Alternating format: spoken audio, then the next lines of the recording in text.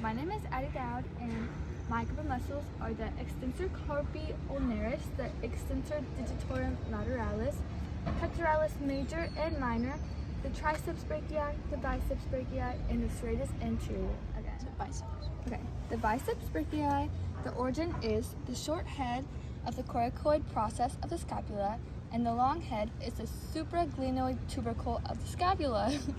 The insertion is the tuberosity of the radius, and the action, it flexes the forearm, flexes the arm, long head, and it supinates. The extensor carpi ulnaris, the origin is the common extensor tendon. The insertion is the medial side of the base of the fifth metacarpal, and the action is it extends the wrist and adducts the hand. The extensor digitorum lateralis, the origin is the common extensor tendon. The insertion is the extensor expansion of digits 2 through 5, and the action is it extends the metacarpophalangeal, proximal interphalangeal, and distal interphalangeal joints of the 2nd through 5th digits, and it extends the wrist. And then the pectoralis major, the origin is the medial one half of the clavicle, the manubrium and body of sternum, the costal cartilage of ribs 2 through 6, sometimes from the rectus sheath of the upper abdominal wall. The insertion, the insertion is the crest of the greater tubercle of the humerus. The action is that it flexes and adducts the arm and medially rotates the arm. And then the pectoralis minor, the origin is ribs 3 through 5, and the insertion is the coracoid process of the scapula. The action is that it draws the scapula forward, medialward, and downward. And then the triceps brachii down here, the origin is the long head. The origin of the long head is the infraglenoid tubercle of the scapula. The lateral head, the The lateral head origin is the posterolateral humerus and lateral intermuscular septum, and the medial head origin is the posteromedial surface of the anterior half of the humerus. The insertion is the olecranon process of the ulna, and the action is that it extends the forearm, the long head extends and adducts the arm. And then, is this the last one? Yeah. The last one, the serratus anterior, the origin is ribs 1 through 8 or 9.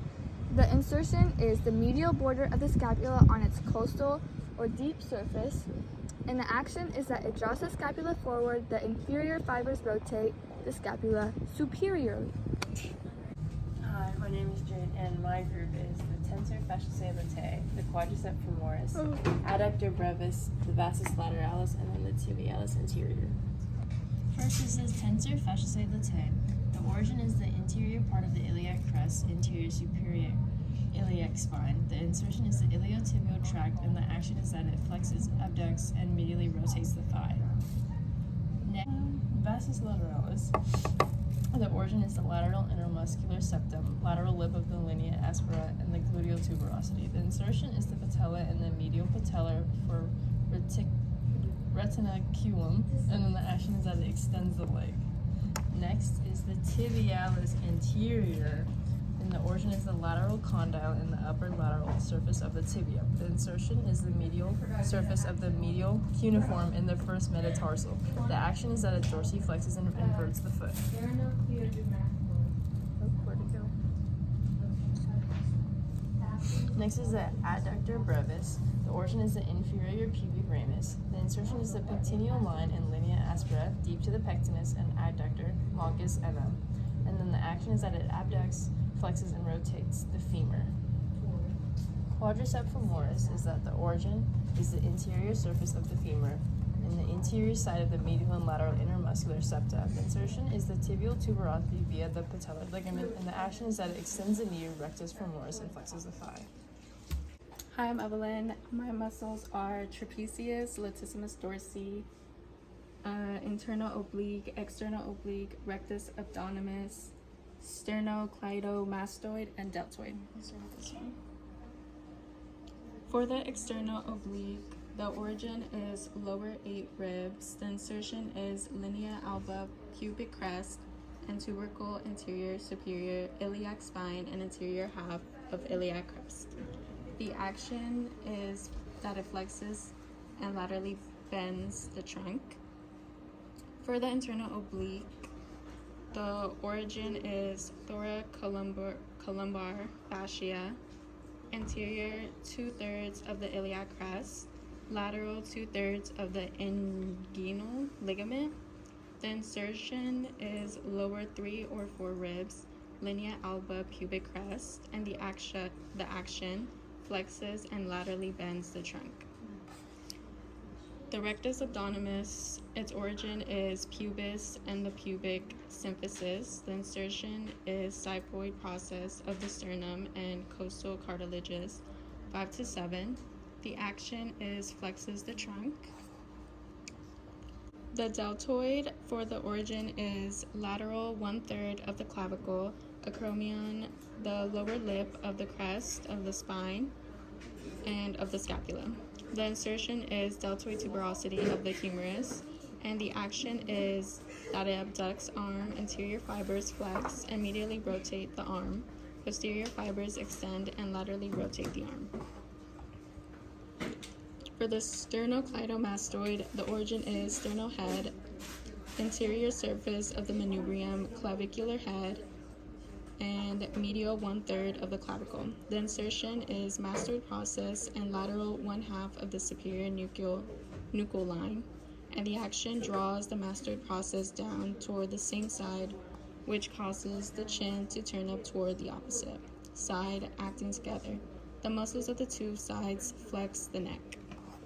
For the trapezius, the origin is medial 1/3 of the superior nuchal line, external occipital, protuberance, ligamentum nuchae, spinous process of vertebrae C7 through T12. The insertion is lateral 1/3 of the clavicle, medial side of the acromion, and the upper crest of the scapular spine, tubercle of the scapular spine. It elevates and depresses the scapula, rotates the scapula superiority, and retracts scapula. The origin of the latissimus dorsi is the vertebral spines from T7 to the sacrum, posterior 1/3 of the iliac crest, lower 3 or 4 ribs, sometimes from the inferior angle of the scapula. The insertion is the floor of the intertubercular groove, and the action is that it extends arm and rotates the arm medially.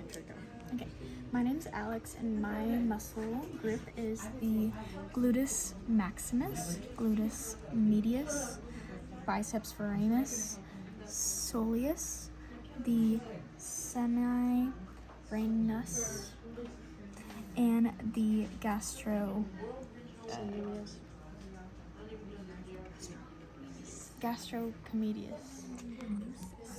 The semibraniosus, the origin is upper outer surface of the ischial tubercle or tuberosity. The insertion is the medial condyle of the tibia, and the action extends the thigh, flexes the leg.